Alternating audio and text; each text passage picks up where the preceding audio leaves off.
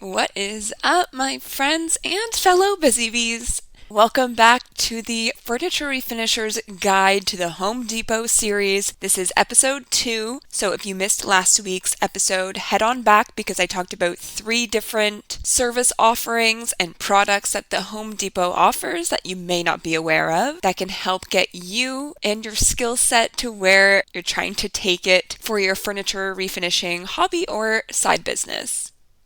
In today's episode, I have compiled a bunch of tips and hacks for the Home Depot that I thought are worth mentioning. And these aren't all specific to furniture refinishing. Some of them are just for fun and just things that I think you may be interested in. But I put all my thoughts down on paper and did a little bit of research to see if anyone had some hacks that I could learn along the way as well. So we have a little treasure box full of goodies here today. Let's dive on in and see what we got in here. And now, as a reminder, I am located in Canada, and so a lot of the tips and tricks that I'm going to be talking about today are based on my experience with Home Depot Canada. I'm going to go ahead and assume that anything that is happening here in Canada is also happening at Home Depot in the States because we always get the shit end of the stick. So if you're in the United States of America, do not worry, your Home Depot is probably the same or better than ours because everything is. But make sure that you do some research and confirm any details that I may go through today because they might be slightly different at your location. And if they are, I don't want to hear about it because I gave you this disclaimer. Okay, so first up is my recommendation if you're going to be looking for anything at the Home Depot that has to do with appliances, lighting, any sort of hardware or other finishings is to look online, either in addition to going into the store or prior to going into the store. And this is because the online selection of products is so much wider and more vast than the selection in store, simply due to the fact that they only have so much space in store. And although it's definitely more ideal to be able to see some of these things in person, particularly when it comes to lighting, fixtures, and things like that for your home improvement and design projects, the reality is there's just way more to choose from online, so it's definitely worth taking a look on there and ordering the things that catch your eye. As long as you hang on to any receipts or invoices from your orders, you can always return the things if you don't end up liking them once you see them in person. But you're going to get such a wider selection, and they typically, in my experience, get the orders to you in a pretty reasonable amount of time as well. So it's just going to open up your selection so much if you take a look on there. And you can always read through the details a little bit more thoroughly on there anyways to see things that you may want to look at in person, like the dimensions or the finish on the hardware, for example, and maybe even reviews from people who have previously purchased it. So take a peek on there. It is always nice to go and look in store, but there's very limited supply. And when it comes to things like hardware that you're going to be putting on your furniture flips, chances are the hardware that they stock in person is going to be the hardware that you see more often on the makeovers that other furniture refinishers in your area are using because they're just available more quickly and easily. So if you want more of a unique flair to your pieces, it might be beneficial to you to think ahead earlier on in your project. Take a look, get it ordered, and then get it to your house for when you end up needing it later on in the project, and then it's ready to go. And if you do plan on going in person to purchase anything from the Home Depot, I mentioned last week that one thing that can happen when you walk in there is potentially you get a little bit overwhelmed because there is so much variety. There's so many aisles that you would have to go up and down to find what you're looking for. So if you want to make it just a more chill experience for you, or if you're on a time crunch, you can also go online ahead of time, set your location to the proper store that's closest to you when you're in their app or on their website. And then when you look up the item that you want to purchase, if you scroll down, it will tell you exactly which aisle it is in and in which box it is within in that aisle, which is super helpful, especially when you are trying to get like small items. There's been times when I've had to get things like a little support for a shelf or a certain screw or a washer and stuff like that. And I'm just getting like individual items. So I have to get it out of those walls with like a trillion different mismatched pieces of hardware and fasteners and that kind of stuff. So for those things in particular, or just something that I'm not usually looking for that might be in a spot that you wouldn't necessarily assume it would be, one thing that comes to mind is the furniture strippers, which you would assume are kind of like with the paint and spray paints and stuff, but they're actually in the separate aisle over by the wallpaper for whatever reason, at my local Home Depot at least. So things like that, it just gives you an idea of where to go, where you should be looking, and then you can save some time and also avoid walking up and down the aisles looking for things, because if you're anything like me and you fall prey to impulse buying, you might see something that you're like, oh, I've actually been wanting to try that, or oh, this looks interesting, or oh my god, that hardware is so pretty, I'm just going to pick it up because maybe I'll need it in the future, when actually you don't need to be spending that money right now. So if you have your eye on the prize, you know I'm going to this aisle and walking to this bay, grabbing the thing, and then going to the cash, you can avoid spending money when you don't necessarily need to be. Because life is expensive, as I always say, and the holidays are coming up and things are going to get pricey very soon when I start my holiday shopping. So anything that I could do to rein myself in, I'm gonna do. Speaking of saving money, if you ever have to purchase lumber at Home Depot or MDF board or something that you're going to be using for a project, maybe you are building out a top for a dresser that needed to be replaced, maybe you are changing a piece around and adding some shelving in, or you might be building some furniture from scratch and so you need to purchase wood for that. If you're someone who does not own a saw or power tools, or you just maybe don't feel super comfortable using them yourself, you can get the employees at the Home Depot to cut your wood for you. So I did a bit of research on this to see, because I didn't know if it was different from store to store, and it may be, but it seems like most commonly you can get the first 2 cuts of a piece free, and then anything in addition to this is either 25 cents to 50 cents per cut. But again, this could be different depending on where you're located. There's probably a sign if you go back to the big industrial saw they have. It's at the back of the lumber aisle. And if you just flag down one of the employees working in one of those aisles nearby in that section, they can do the cuts for you. If you have to do this, and especially if you have to get a lot of cuts done, I would recommend going at a time when it's not very busy, because then you're not going to be pulling them away from customers who are asking questions, even though it's something that they, have to do, like it's part of the job description or whatever.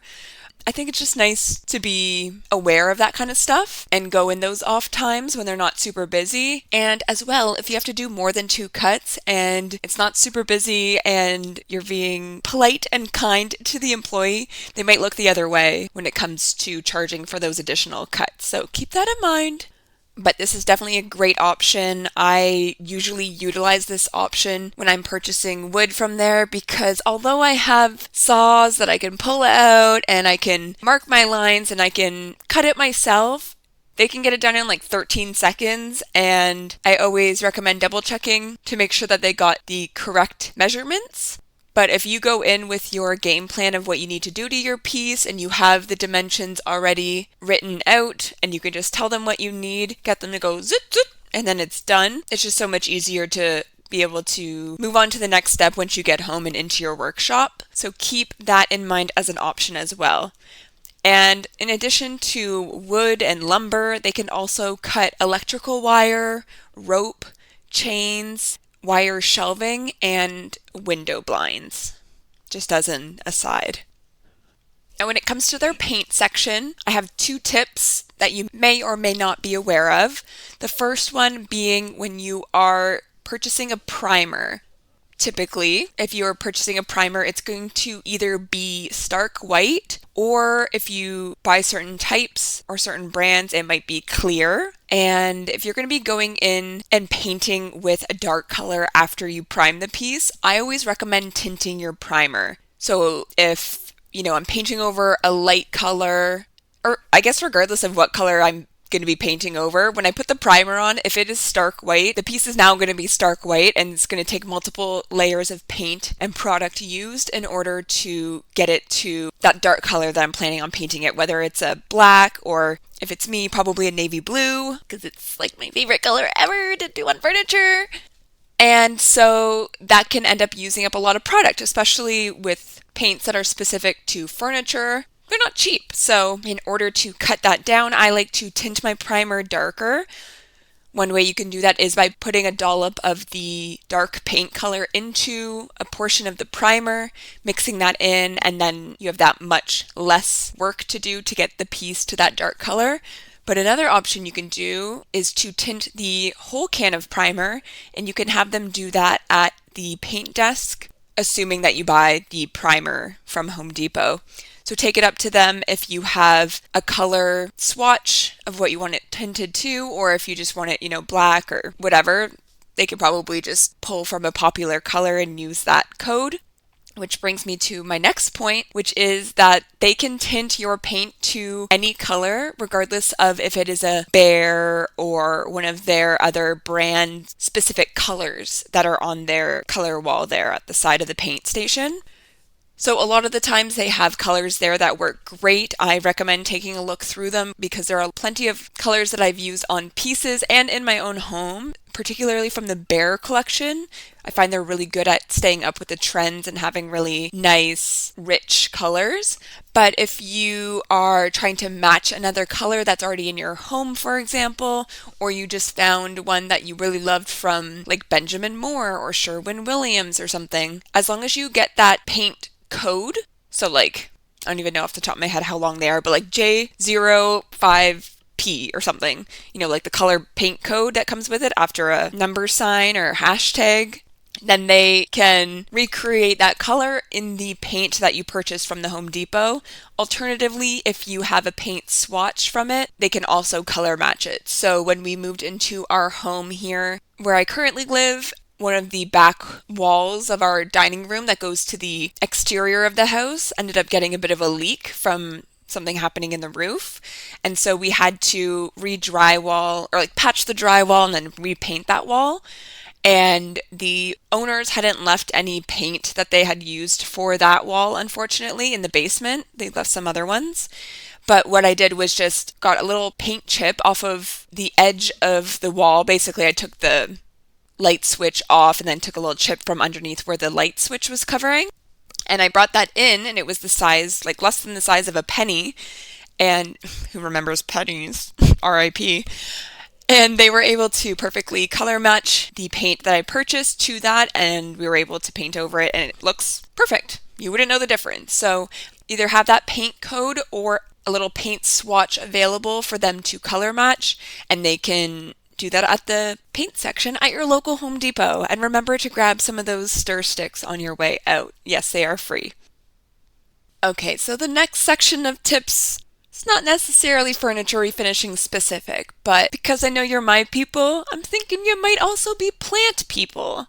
I myself am a plant mom. I have plenty of little plants, less than I used to now because we have a dog, and some plants are poisonous to dogs, which is truly so rude because it's some of the most beautiful plants that are. But I still have a couple of rooms in my home filled with my little plant babies, and so growing my collection and learning more about different species of plants is something that I started getting interested in at the beginning of COVID and have continued on with on and off. There are days when I regret it because I just don't want to maintain them, but here we are. But one place that is a great little kind of hidden gem for plant locating is the plant section of Home Depot. And I don't often go into the garden section, but at my local Home Depot, they have kind of beside where the patio furniture gets displayed, and in between that and the caches, they have a plant section for indoor household plants, and it's kind of lit. Depending on the time of year, they typically have it really well stocked with a bunch of different species of plants. All different sizes too. Sometimes they have huge fiddle-leaf figs or snake plants for a really reasonable price. And they have plenty of small little house plants, and sometimes you see like ones that are kind of rare to find, and they're usually at a really great price. I find that they take care of them well. They're usually in pretty good shape by the time you get them, which is important for when you're taking them home and then, they're acclimating to your environment. You kind of want them to start off as good as you can so that they have a chance at succeeding.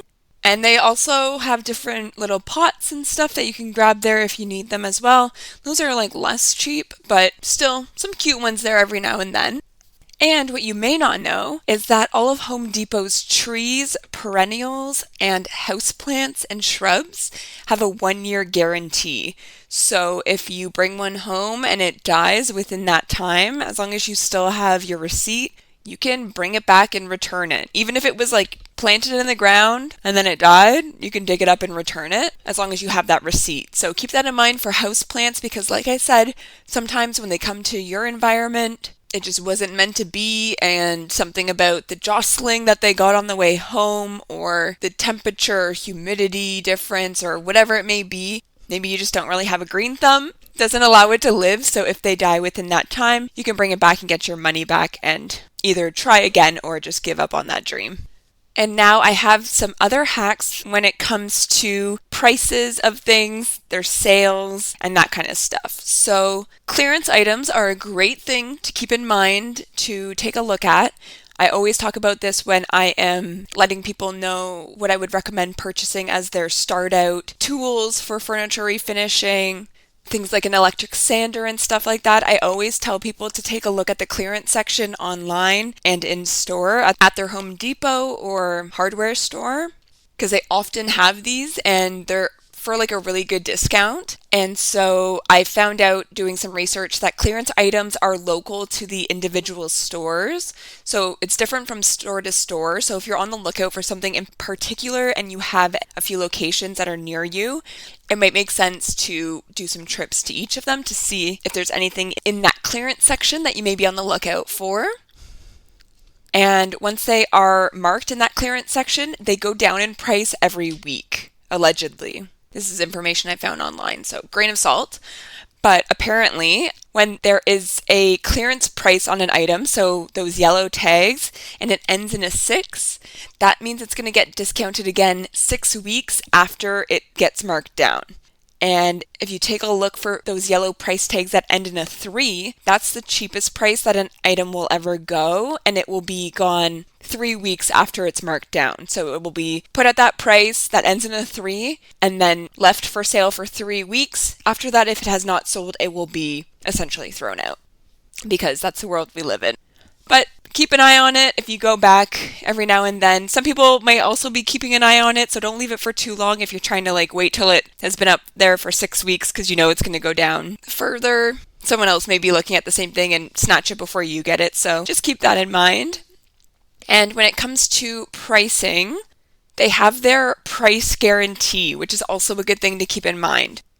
If you're looking around at local flyers and sales happening in your area and you find something that you were going to purchase at the Home Depot for a better price elsewhere, as long as it is an identical in-stock item from a local retailer's store or website, the Home Depot will match that sale price of the other place and they will beat it by 10%.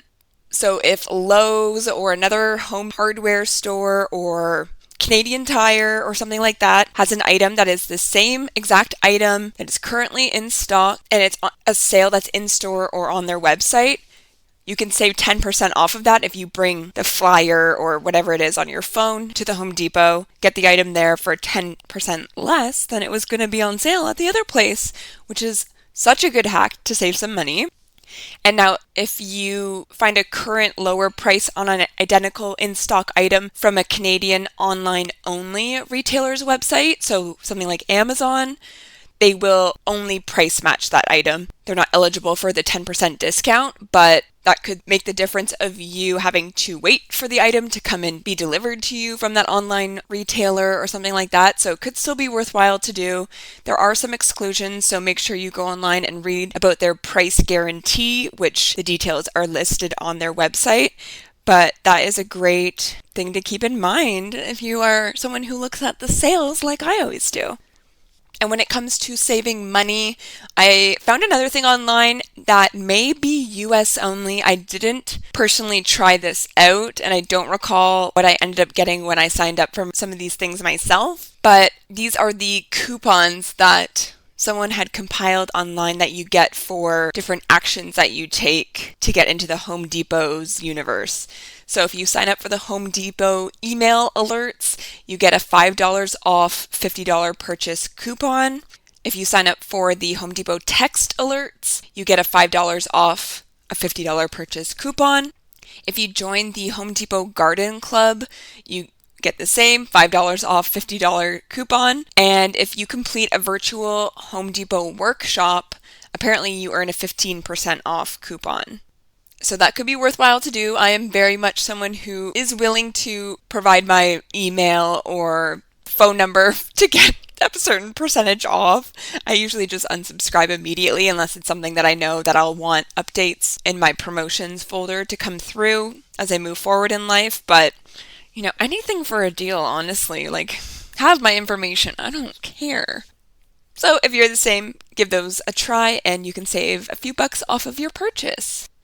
And something you may not know about me, I love little motivational messages. They always get me fired up, and I keep a running list of ones that are especially catchy or speak to me in the notes app on my phone. So I end every podcast episode with one of those that I've noted down over the years in the hopes that you leave our time here each week feeling inspired, motivated, and ready to take on whatever comes your way this week. So this week's Mel's motivational message is: it's not the lack of resources that causes failure. It's a lack of resourcefulness.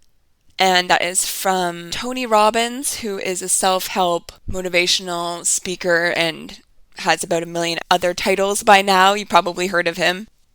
I thought it was appropriate for this episode because although we're not necessarily talking about failure or success, I think that resourcefulness is so much more important in life and in business than having access to resources, because ultimately it's that resourcefulness that's going to end up getting you access to those resources.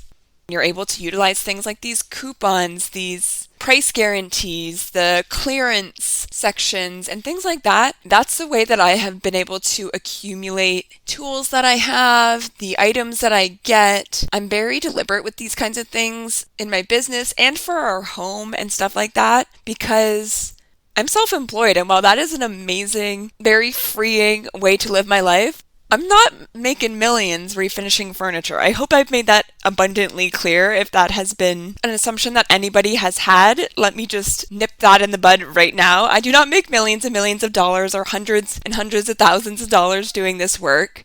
It is very fulfilling, the time freedom and the freedom to do what I want, when I want, be my own boss. All of those things are things that I couldn't even put a dollar amount to, but unfortunately, I do know that the dollar amount isn't hundreds and hundreds of thousands of dollars. So I have to get crafty with the money that I'm putting into the business. I'm very deliberate of when I'm investing in new tools and doing an analysis of, will that tool make sense financially for me to be investing the money in versus the amount of time it's going to help save me, or what it's going to allow me to be able to offer as a service to my clients and things like that. How many times I would have to use that tool to make the money back that I'm investing in purchasing it, and that kind of stuff. And it's that resourcefulness that allows me to be able to acquire these things over time, and that has been able to allow me to do this full time because of the resourcefulness of planning ahead and making these smart decisions prior to going full-time, so I wasn't having to expel a bunch of money after I no longer had stable income coming in from my other job. So I know it's so easy to blame or point at the amount of money that you have coming in, no matter where that is coming from. But if you have a goal in mind, furniture refinishing or otherwise, and you don't currently have the resources available to achieve that goal, that is normal. There's a lot of people in that circumstance currently, and it may not be tomorrow that you reach that goal, but with a little tenacity and some resourcefulness, I absolutely think you can get yourself there with a plan that you put in place that you are consistent with, that you are motivated to achieve, and that you don't bullshit yourself about, and you're very blunt with yourself of what you can afford, what you have to pull back on in order to afford these other things. Maybe there needs to be some other areas that you lean into your frugality a bit. Maybe you're not ordering Uber Eats every night, and instead you're learning how to cook from home so that you can save a few bucks every week to put away. Or maybe you're not going out every weekend to the bars with friends and instead you're staying in and learning a new skill that will eventually be something that you could monetize and earn money for yourself instead of expelling money at the bar. Or instead, maybe you and your friends just stay in and host at someone's house. There's so many ways, if you are really dedicated to it, that you can achieve these financial goals in one way or another. I think it's so easy to get wrapped up in the negativity of it and feeling like it's impossible. But if you're really dedicated to it, there's always a way. There's a will, there's a way. I'm a big believer in that. And sometimes it can feel like you're drowning a little bit, but as long as you have a plan in place and a little bit of that resourcefulness and tenacity, I have full belief that you will get yourself there. If you ever need any support or motivation and someone to root for you in your corner, you know who to reach out to. But just remember that it's not the lack of resources that is going to cause that failure or that's going to not allow you to achieve that goal. It's just the lack of resourcefulness. All right, that's it for now. I appreciate your time and I will catch you guys next week.